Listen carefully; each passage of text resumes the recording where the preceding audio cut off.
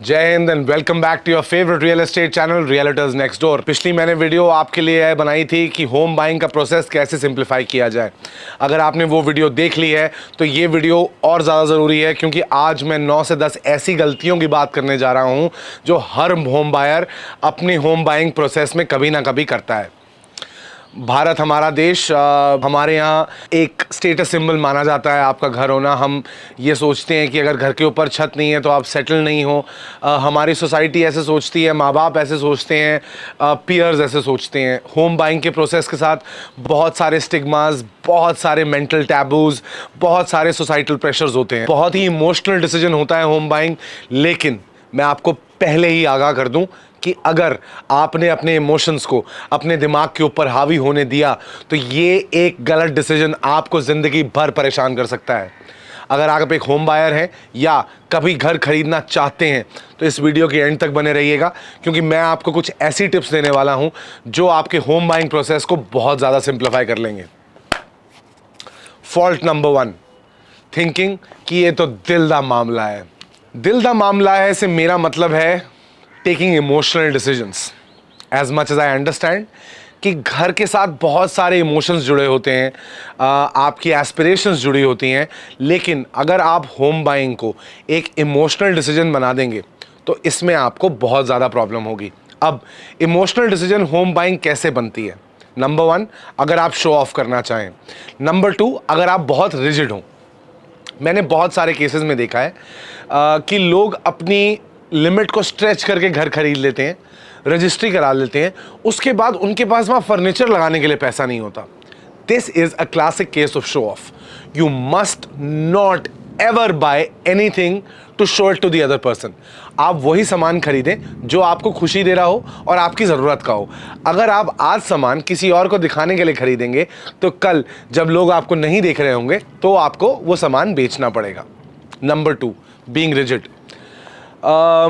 अगर हम सोच के आते हैं कि हमें सिर्फ DLF फेज़ 1 गुड़गांव में घर लेना है और हमारा उतना बजट ही नहीं है, तो इस रिजिडिटी के कारण हम क्या करते हैं? हम पहली बात तो अपना टाइम वेस्ट करते हैं, दूसरी बात अपना मन खराब करते हैं, तीसरी बात जितना अवेलेबल पैसा है हमारे पास उसको यूज़ ना करते हुए एक अपॉर्चुनिटी लॉस भी इनकर करते हैं। होम बाइंग 2 तरीके से होती है इंडिया में मोस्टली।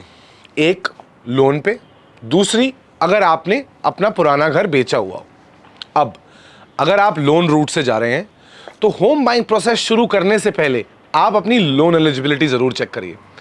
आप ये अंडरस्टैंड करिए कि हर महीने आप कितनी EMI दे सकते हैं। अगर आप करंटली रेंट दे रहे हैं तो आप अपनी EMI 1.25 अपने रेंट से बढ़ा सकते हैं, और अगर आप कुछ बेच के प्रॉपर्टी खरीद रहे हैं तो आपको ये समझना ज़रूरी है बॉस कि अगर आप सोचते हैं कि आपकी ट्रांजैक्शन 2 महीने में कंप्लीट हो जाएगी तो वो कम से कम 4 महीने लेगी। That means if you feel that you will be able to sell a property in X time, it will minimum take 2x of that duration. Point number 3 है ख्याली पुलाव पकाना। इसका मतलब है that don't start too soon. कभी कभी क्या होता है, हम अपना होम बाइंग प्रोसेस अपना एक्चुअल घर बेचने या अपनी लोन की एलिजिबिलिटी से पहले शुरू कर देते हैं। चलिए, लोन की एलिजिबिलिटी में इतना ज़्यादा प्रॉब्लम नहीं है, बिकॉज आपको लोन एलिजिबिलिटी 2 से 3 दिन, मैक्सिमम 7 दिन में पता लग जाती है। बट अगर आप अपना घर बेचना चाह रहे हैं और आप उससे पहले घर देखना शुरू करते हैं तो आपके साथ एक बहुत बड़ी प्रॉब्लम आने वाली है बॉस। वो प्रॉब्लम ये है कि जब आप अपना घर बेचने से पहले कुछ अवेलेबल ऑप्शंस देख लेंगे और जब तक आप अपना घर बेचेंगे तब तक शायद वो ऑप्शंस अवेलेबल ना हो। अगर वो ऑप्शंस अवेलेबल हुए भी तो उनका रेट बढ़ जाएगा। अब इसमें क्या होगा?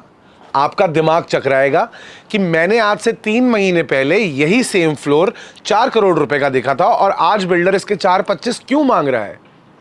ये आपकी डिसीजन मेकिंग को हैम्पर करेगा और इन ख्याली पुलावों के चक्कर में आप अपना टाइम वेस्ट करेंगे, आप अपनी रेप्यूट वेस्ट करेंगे और अपने होम बाइंग के डिसीजन को और डिफिकल्ट कर लेंगे। पॉइंट नंबर 4, आमदनी अठन्नी, खर्चा रुपया। मेरी ये बात आज गांठ बांध लें अपने जहन में। जब भी आप घर खरीदने जाते हैं तो उसके साथ बहुत सारी एडिशनल कॉस्ट्स होती हैं।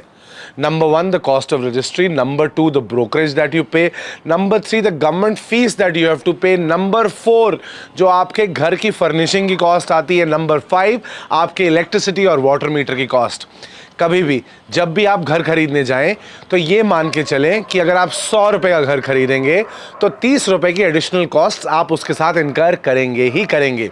मैंने बहुत सारे अपने ब्रोकिंग करियर में ऐसे केसेस देखे हैं कि लोग अपने घरों की पेमेंट तो कर देते हैं लेकिन उनके पास स्टैम्प पेपर खरीदने तक के पैसे नहीं होते. हाँ, और ये बात मैं कर रहा हूँ उन लोगों की जो 5 से 6 करोड़ रुपए के घर खरीदते हैं.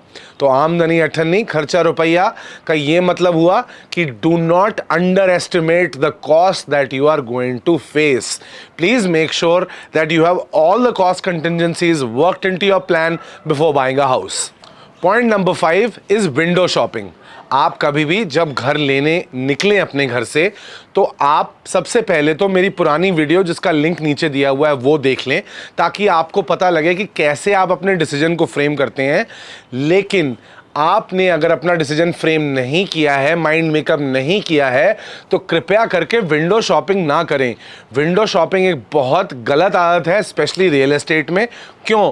क्योंकि जब आपको रियल में घर खरीदना होगा तब आपको घर ना उस प्राइस पे मिलेगा ना उस साइज पे मिलेगा. Point number 6, the missing tile syndrome. Missing tile syndrome एक साइकोलॉजी का कॉन्सेप्ट है जहां पे एक एक्सपेरिमेंट के दौरान एक पूल में 10,000 टाइलें लगाई जाती हैं और पानी भर दिया जाता है और सिर्फ एक टाइल उस पूल से निकाली जाती है. फिर लोगों को अंदर लाया जाता है और उनसे उस पूल के बारे में पूछा जाता है, तब वो सिर्फ उस एक टाइल के बारे में बात करते हैं. तो कभी भी मेरी बात याद रखिएगा, आप घर देखेंगे वो परफेक्ट नहीं होगा, उसमें आपको कुछ ना कुछ कॉम्प्रोमाइज करना पड़ेगा. You might have to either compromise on the location, on the size और ऑन द बिल्डर्स प्रोफाइल, या फिर आपको अपना बजट बढ़ाना पड़ेगा. तो मिसिंग टाइल सिंड्रोम का शिकार ना होते हुए ओपन माइंडेड तरीके से घर देखने आइए ताकि आप घर सही ले पाएं. इसके बाद आता है गिविंग क्रेजी ऑफर्स. मैंने बहुत बार ऐसे क्लाइंट्स देखे हैं जो 5 करोड़ का घर चाहते हैं उनको 4 करोड़ में मिल जाए. आपको ये समझना पड़ेगा कि हर एरिया की, हर मार्केट की एक डिमांड एंड सप्लाई होती है. उस डिमांड एंड सप्लाई के हिसाब से रेट तय होता है और उस डिमांड और सप्लाई को मद्देनज़र रखते हुए आपको ऑफर देना चाहिए. अगर आप ऐसा नहीं करेंगे तो आप बहुत परेशानी में रहेंगे. इसके बाद आता है सब दिखा दो सर, सब दिखा दो, सब देख लूँगा. ऐसे क्लाइंट्स ब्रोकर्स के लिए भी खतरनाक हैं और आप अपनी भी होम बाइंग प्रोसेस को बहुत ज़्यादा डैमेज कर रहे हैं. क्यों? क्योंकि जब आपने लोकेशन फर्म अप नहीं करी हुई है और आप सारी जगह जाके हर टाइप की इन्वेंट्री, हर टाइप के एसेट क्लास में चीज़ें देख रहे हैं, you will never be able to make the decision. आपने अपना घर बेचा हुआ है, पैसे घर पे पड़े हुए हैं, थोड़े थोड़े वो खर्च होते जा रहे हैं. बीवी ने फेंडी का बैग ले लिया, बेटे ने नया लैपटॉप ले लिया, आपको नई गाड़ी है, गाड़ी ले ली. बॉस, इससे होगा क्या? आप सब देखते रहोगे, पैसे कम होते रहेंगे और एंड में आपका बजट कम हो जाएगा. इसके बाद एक बहुत बड़ी गलती जो लोग करते हैं वो है 25,000 रुपये बचाने के लिए वकील को ना हायर करना, कोई ड्यू डिलिजेंस ना करना. ड्यू डिलिजेंस किए बिना अगर आपने घर लिया है और आप स्कैम हुए हैं तो बेवकूफ़ आप हैं बॉस, बिल्डर नहीं या ब्रोकर नहीं. तो मेरी ये बात याद रखिएगा कि ड्यू डिलिजेंस कराए बिना कभी घर मत लीजिए. कभी ब्रोकर की बात पे या बिल्डर की बात पे आंख बंद करके विश्वास मत कीजिए. वैसे 90% लोग हमारी इंडस्ट्री में झूठ नहीं बोलते और वो निष्पक्ष मन से आपको घर दिलाना चाहते हैं, लेकिन कुछ 10% रोग एलिमेंट्स ऐसे हैं जिनकी वजह से पूरे रियल एस्टेट डोमेन का नाम खराब है. उन 10% की चपत में ना पड़े और make sure that you always do your due diligence. Final गलती, और फाइनल गलती स्पेशली गुड़गांव के होम बायर्स के लिए है. अगर आप गुड़गांव में कोई भी घर देख रहे हैं और रियल्टर्स नेक्स्ट डोर के पास नहीं आ रहे हैं तो ये बहुत बड़ी गलती है. अगर आपको ये वीडियो पसंद आई तो प्लीज़ कमेंट करिए. आपको अगली वीडियो किस टॉपिक पे देखनी है वो हमें बताएं. चैनल को सब्सक्राइब करें, बेल आइकन की घंटी दबा लें ताकि सारी वीडियोस आपके पास सबसे पहले पहुंचे. This is Chetan Kaushal signing off for today. Have a great day guys.